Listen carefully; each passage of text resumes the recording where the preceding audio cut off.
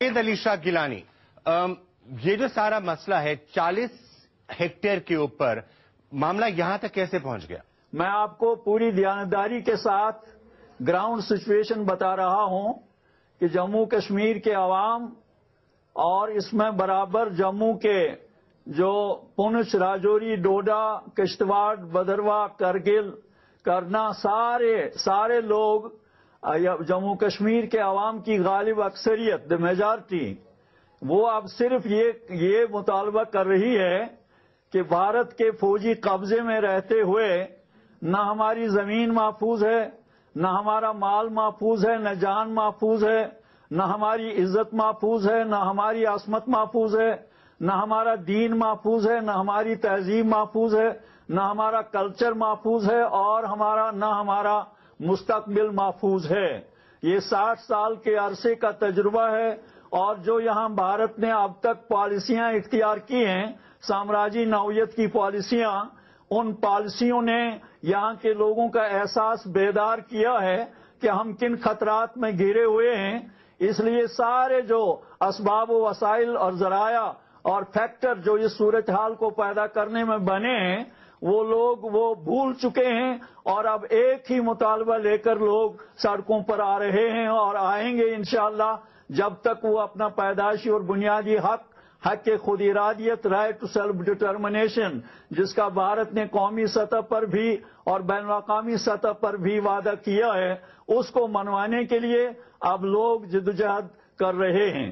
محبوبہ گیلانی صاحب، آپ ابھی کیا رہے ہیں کہ بھئی جو آپ شروع میں کہتے تھے کہ کشمیر کو پاکستان کا حصہ بن جانا چاہیے، کیا ابھی بھی وہی کہہ رہے ہیں؟ ہم جو اس وقت یہ نہیں کہتے کہ ہم پاکستان جائیں یا ہندوستان جائیں، ہمارا مطالبہ ہے کہ رائٹ ٹو سیلف ڈٹرمنیشن، جس کا وعدہ ہندوستان کی قیادت نے عوام سے کیا ہے، یہاں کے عوام سے، کہ آپ کو اپنا پیدائشی اور بنیادی حق استعمال کرنے کا موقع دیا جائے گا، اور پھر ہندوستان ہی یہ قضیہ اقوام متحدہ میں لے گیا، جہاں کل ملا کر 18 قراردادیں پاس ہو چکی ہیں، جن پر ہندوستان نے دستخط کیے ہیں، ان کو تسلیم کیا ہے۔ ہمارا مطالبہ صرف اور صرف یہ ہے کہ اقوام متحدہ کی قراردادوں کو عملایا جائے، اور جموں کشمیر کے 1 کروڑ 30 لاکھ عوام کو حق خود ارادیت کے استعمال کا موقع دیا جائے۔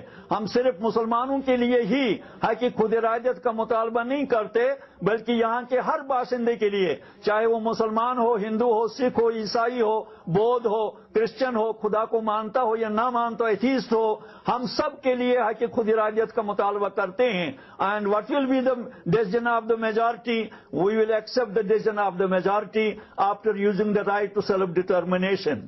گیلانی صاحب، I just would like to take you on a little bit on that. I mean, آپ جو کہہ رہے ہیں کہ at some time there will be the right to self-determination is going to be given. India did not give the right to self-determination or consider the separation or secession of Kashmir in the worst of days. India did not consider it in 1948. India did not give in to it in the 1960s, at a time when India was genuinely weak after the loss to China. India didn't give in to that demand in 1990 when there were problems in other parts of the country and there were thousands of people marching. India didn't give that demand in 1993-94 when terrorism was at its peak. Why would India give that demand now, when it's in a much stronger position than it's ever been since independence? آپ اس بات پر ہندوستان کی leadership کو، حکومت کو بتائیے کہ جموں کشمیر کے عوام جو گزشتہ 60-62 سال سے جو آپ کے فوجی تسلط کا شکار رہے ہیں، وہ اب صرف اور صرف آپ کے فوجی تسلط سے آزادی مانگتے ہیں، اور ان کو آزادی دے دی جائے، ورنہ ان سب کو قتل کیا جائے۔ سب مرنے کے، جان دینے کے لیے تیار ہیں۔ اب یہ ہندوستان کے نیتاؤں اور اس حکومت کی پالیسی ہے، وہ حکومت پر اس کا انحصار ہے کہ وہ کون سا رویہ اختیار کرے گی۔ 62 سال کا اس کا تجربہ ہے کہ وہ طاقت کا استعمال کر کے فیل ہو گئی ہے۔ اس نے یہاں کے عوام کے آزادی کے سینٹیمنٹ کو وہ قتل کرنے یا کمزور بنانے یا اس کو دبانے اور اس کو زیر کرنے میں مکمل ناکام ہو چکی ہے بھارت کی حکومت۔ اب یہ اس کے سوچنے کا مقام ہے کہ وہ کس طرح یہاں کے عوام کو اپنا پیدائشی اور بنیادی حق دے کر اس رشتے ہوئے ناسور کو مندمل بنائے۔ No, hang on. Gilani Sahab, hold that thought for a minute. You have been personally, Gilani Sahib, let's be honest, you've been personally hoping that Kashmir is going to become part of Pakistan for 60 years, isn't it? Pakistan itself right now is in no condition to think about the problems of Kashmir anymore because they've got their own problems. So what makes you think Pakistan or anyone else is going to be coming along and assisting you? They tried that in the early 1990s and it didn't work. So what makes you think you have a case now? आप यकीन रखिए, चाहे सारी दुनिया खुदा न खास्ता मुखालिफ हो जाए, आप हिंदुस्तान के नेताओं को बताइए कि आज इंशाअल्लाह यहाँ के आवाम उठ खड़े हुए हैं इंशाअल्लाह, और आज इंशाअल्लाह हिंदुस्तान को ये मांग मानना पड़ेगी। चाहे आज हिंदुस्तान बड़ा ताकतवर हो, उसके पास एटम बम भी है, उसके पास मिसाइल भी हैं, उसके पास 15 लाख के करीब फौज है, और अमेरिका भी उसका दोस्त है, इसराइल भी उसका दोस्त है, और इन तीनों ममालिक की स्ट्रेटेजिकल अलायंस है, और फिर पाकिस्तान भी अपने मसाइल, जैसा आपने सवाल किया है, पाकिस्तान भी अपने मसाइल में, अंदरूनी मसाइल में उलझा है।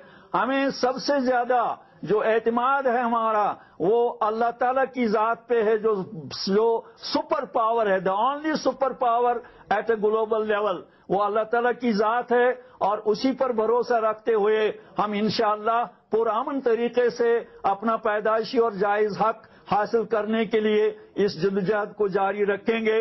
हम जाने देंगे, लेकिन हम अब झुकेंगे नहीं इंशाअल्लाह भारत की अंधी ताकत के आगे। आपको इस बात पर बहरहाल ठंडे दिलो दिमाग से सोचना चाहिए। इक़्तिदार के नशे में चूर होकर आप लोगों को अब बातें करने की जरूरत नहीं है। Okay.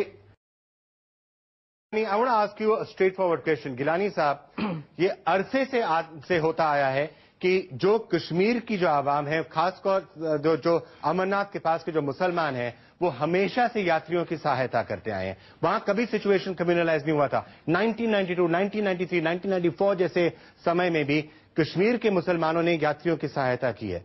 तो अब इस 40 हेक्टेयर को लेकर इतना बड़ा मुद्दा क्यों उठ गया है?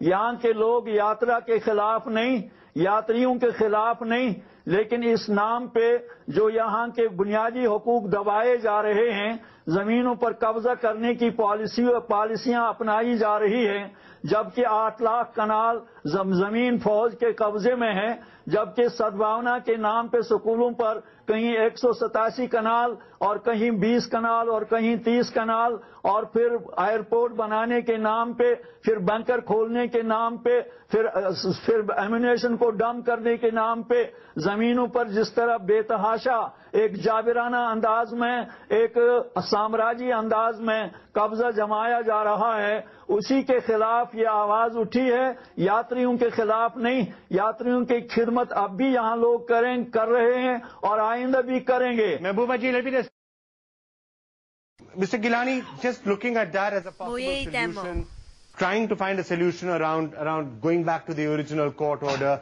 is that where you think a solution could come from? ये सब गैर जरूरी चीजें हैं, और हम इन सब को रिजेक्ट करते हुए यात्रियों के लिए न सिर्फ जमीन बल्कि अपने दिल भी खोलते हैं। आ जाएं, यात्रा करें, हमारे जमीन के बजाय हमारे सीनों पर चलें, लेकिन बहरहाल हम भारत के साम्राज्य कब्जे के खिलाफ जद्दोजहद कर रहे हैं। इसमें यात्रियों का और आपके अमरनाथ गुफा का, इन चीजों को आप इसमें दाखिल न करिए। ये हमारे लिए बिल्कुल गैर जरूरी नॉन इश्यूज बन चुके हैं। Okay.